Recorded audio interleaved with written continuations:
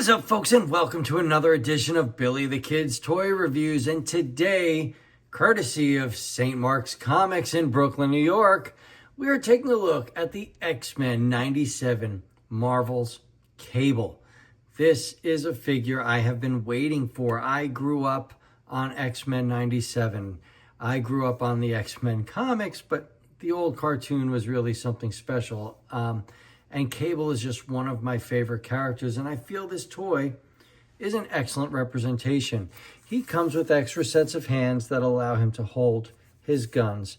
He comes with a closed fist, and he comes with this hand, which allows him to hold his gun from this angle, which is really cool. The guns come with these blasters, which peg right in. If you don't want that blast effect, they do separate, and you can just plop that right in. So there's options when it comes to the weaponry, which is great. Now this gun, this big bad BFG, look at I controlled myself, is very representative.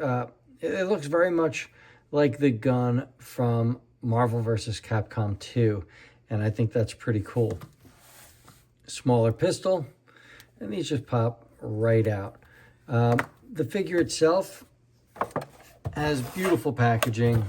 I did not buy anybody else from the wave, but as you can see, it comes with Logan, Jubilee, Morph, Emma Frost, and a Sunspot.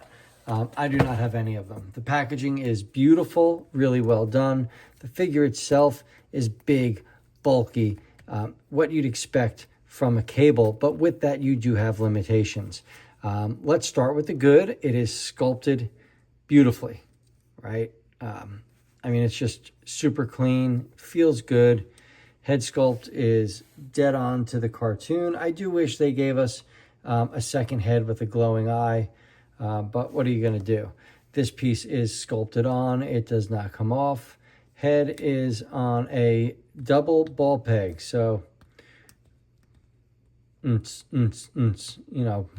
there. Upwards, downwards, side to side, forward, back, everything you'd want. Here's where you've got an upper waist rotation, right? Backwards, forward, side to side, a lot going on there. There is a lower waist as well.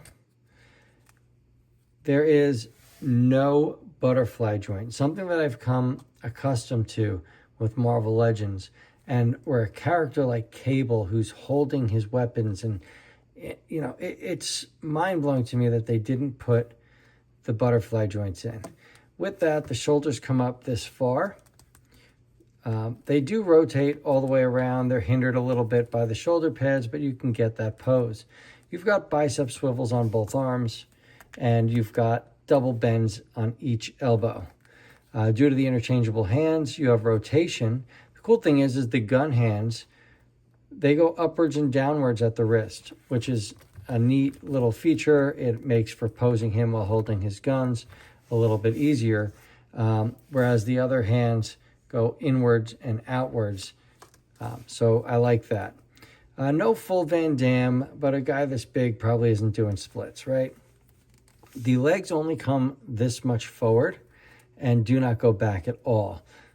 If they would have done a drop joint here in the crotch area, it would have given us a bigger range of motion, and I really would have appreciated that. You've got a thigh swivel, beautifully sculpted.